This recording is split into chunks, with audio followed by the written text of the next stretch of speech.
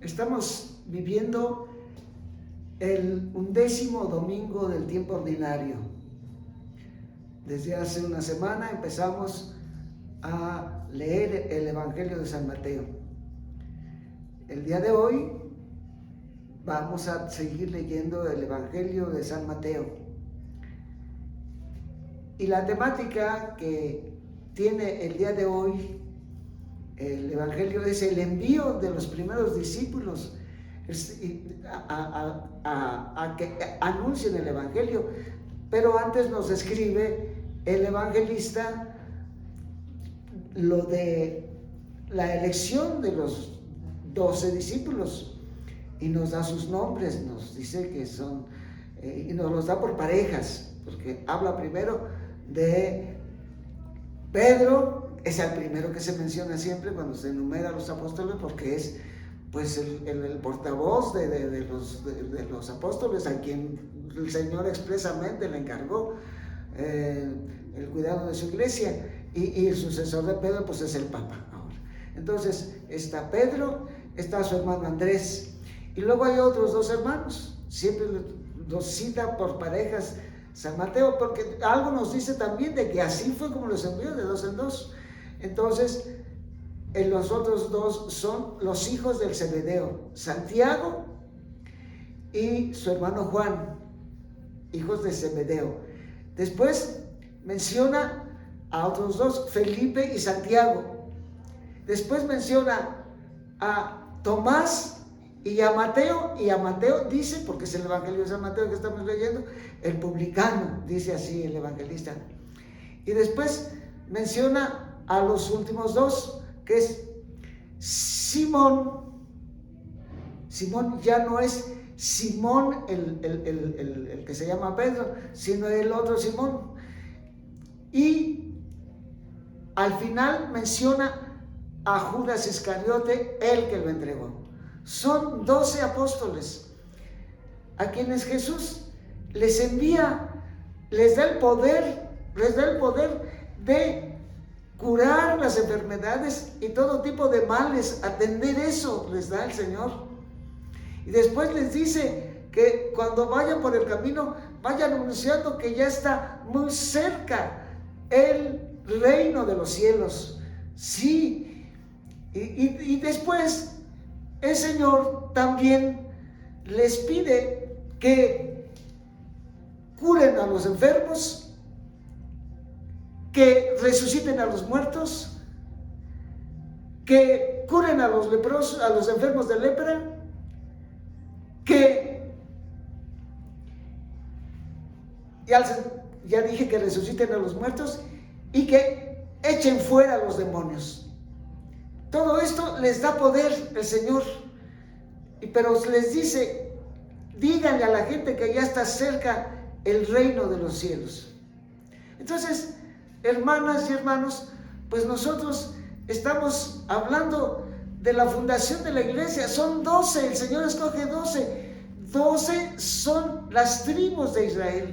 Entonces, la iglesia, nosotros, la iglesia, somos ahora aquellos que tenemos la misión de hacer presente la palabra de Dios de la misma manera que el Señor eligió a Israel para que diera a conocer, para que la gente conociera, para que la gente cambiara su vida, para que la gente, por medio de los profetas, por medio de los sabios de Israel, de los santos patriarcas, de los liberadores, como lo fue Moisés, que lo sacó de la esclavitud de Egipto, el Señor ahora este es el encargo que le va a dar a la iglesia. Por eso escoge 12 apóstoles, porque son el nuevo Israel, y les dice, fíjense bien, les dice expresamente: no vayan a territorio de paganos, no vayan a territorio de samaritanos, vayan a los pueblos que pertenecen en donde viven los miembros del pueblo de Israel. Esto nuestro Señor lo mantiene, aunque hace también incursiones y también recibe extranjeras o extranjeros que le piden favores y les ayuda con milagros. Pero el Señor expresamente aquí, Jesús viene a cumplir todas las promesas que al pueblo de Israel le hizo el Señor, y que ese cumplimiento de las promesas sería realizado por el Mesías, es decir, por nuestro Señor Jesucristo. Entonces, y esto es lo que nuestro Señor ahora está haciendo, fundando al nuevo Israel. Pero aunque durante el primer siglo de la iglesia los judíos se abrieron expresamente a los mismos judíos, vamos a decirlo así, a partir ya desde antes de que acabe el primer siglo de la iglesia, ya en el tiempo de San Pablo, ya están los paganos entrando a la comunidad cristiana. O sea, empieza la expansión del evangelio a otros espacios, pero siempre San Pablo, incluso cuando llega a las comunidades, primero les va a hablar a los miembros de la sinagoga. Siempre por ahí empieza Pablo, pero después ellos mismos acaban rechazándolo porque rechazan a Jesús. Entonces Pablo se sacude el polvo de los pies y se va ya no a la sinagoga, sino a donde él pueda seguir predicando el evangelio. Pero el día de hoy nosotros tenemos que entendernos como este nuevo pueblo de Dios que es, y realizar las obras que Jesús también realizó, porque antes de mandar a sus discípulos, él también curó muchos enfermos, curaba a personas poseídas por el demonio. El Señor tenía una compasión muy especial por los pobres. Nuestro Señor multiplicó los panes para quitar el hambre. Entonces, lo que hoy nos pide el evangelio es entender nuestra identidad de iglesia, entender que estamos en el mundo para purificar al mundo de tantos vandalismos, de tantas barbaridades que se realizan con la gente. Por ejemplo, en la manipulación de las personas en las elecciones, es una falta de respeto a las personas. Todas estas tretas de ir a vender el voto para que voten por un determinado partido, esto se tiene que acabar. Es una falta de respeto a la dignidad de la ciudadana, es una manipulación. Y es así como muchas veces entran personas pues que no tendrían ningún derecho, no tendrían ninguna cualidad, pero comprando su propio partido, comprándole los votos para que llegue, pues llega, pero esa no lo debemos hacer. Esto es una cosa, debemos purificarnos del vandalismo y la corrupción que existe, no solamente en las estructuras políticas, la corrupción que existe en las mismas estructuras económicas, en donde por favoritismos nosotros, el favoritismo de darles bajos salarios a los empleados, pues claro, eso es para que en un ratito el dueño de los dueños de las empresas se conviertan en millonarios. ¿Por qué? Porque le favorece el gobierno con los salarios miserables de los obreros. Sí, cierto, ahorita aparentemente ha subido el salario, pero todavía realmente para que tengamos un México con equidad falta muchísimo. Pues repito, y luego la corrupción que sigue habiendo en los puestos públicos, la corrupción con el narcotráfico, esto sigue presente en estos momentos. Hay lugares de México en donde se está viviendo de manera muy dura esta corrupción que existe en el área de la política.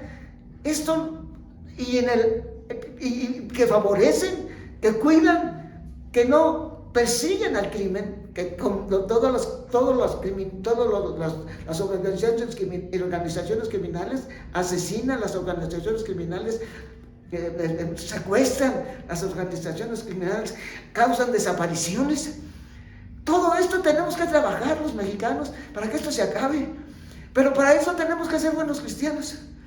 Para eso tenemos primero que conformar iglesias mucho más en comunión, mucho más en una seria comunión entre nosotras y nosotros, de manera que la iglesia pueda, a través de nosotras y nosotros mismos, puede expandir el buen vivir, puede expandir la honradez, puede expandir el concepto de la dignidad humana que tienen los niños, las niñas, las madres embarazadas, que tienen que tener una alimentación digna, y luego la atención de los enfermos y de las enfermas. Todo esto lo tenemos que buscar. Somos un pueblo, por eso no podemos seguir pensando en un cristianismo individualista. Somos un pueblo, y solo un pueblo puede provocar la organización comunitaria de la sociedad, la organización bien orquestada, y también la responsabilidad política, la responsabilidad de los empresarios que tenemos que equilibrar el salario. No podemos ver que algunos archimillonarios y que tienen sus capitales en bancos extranjeros. Esto ya es anormal. La tierra es de todos, y esto es lo que Cristo para eso nos dejó como pueblo de Dios. Un pueblo que provoque la honestidad, que provoque la sensibilidad, que provoque la honradez, y que provoque el sentido de servicio de todos nosotros en el lugar en que estemos, que tengamos que trabajar dentro de la sociedad. Y que se acabe el egoísmo, que se acabe el que no nos importa ver todo lo que padecen todos y todas quienes padecen las consecuencias de esta desigualdad, de esta manera tan corrupta de administrar los esquemas que le dan a la sociedad su vida, como son los esquemas de la vida política y los esquemas en las áreas de producción, de comercio, de los esquemas en las áreas financieras. Esto, hermanas y hermanos, acostumbrémonos a que eso lo tenemos que hacer, y lo tenemos que hacer creando una conciencia diferente. Y esto empieza desde el hogar, enseñarles a los niños, todos somos hermanos, todos tenemos una dignidad igual, todos tenemos derechos iguales. Esto es muy importante, que desde el hogar, desde las escuelas, los maestros preocúpense de la formación humana de sus alumnos. Esto es el espíritu cristiano. Solamente porque somos bautizados lo tenemos que tener como una obligación grave. Por eso nuestro Señor al final va así a decirnos claramente que los que nos preocupamos de los últimos de sus hijos somos aquellos que entramos al reino que entraremos al reino de los cielos. Sí, porque tuve hambre, me diste de comer, tuve sed, me diste de beber, estaba desnudo, me vestiste. Pero no debemos entender que porque a esta persona le dice vestido. No, Señor. Una sociedad en la que todos tienen derecho a una vida digna, todos tienen que comer, todos tienen una casa digna, todos tienen el vestido digno también que ponerse. Esta es la mentalidad que tenemos que tener los cristianos para construir una sociedad como Dios la quiere. A eso vino Cristo, a corregir las estructuras del mundo. Y no tenemos excusas si nosotros somos cristianos. Y claro que también vamos a padecer las consecuencias, ¿sí? Porque a los injustos no les va a parecer. El día que verdaderamente empecemos a buscar la justicia y la verdad y a mover la sociedad, verán nada más si empiezan a hablar. Pues no importa.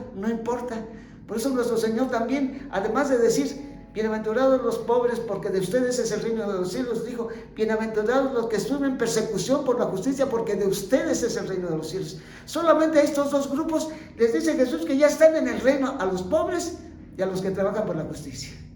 Pues hermanas y hermanos, esto es lo que tenemos que hacer, y tenemos que seguir viviendo el Evangelio en profundidad. Un abrazo muy fuerte. Dios les bendiga.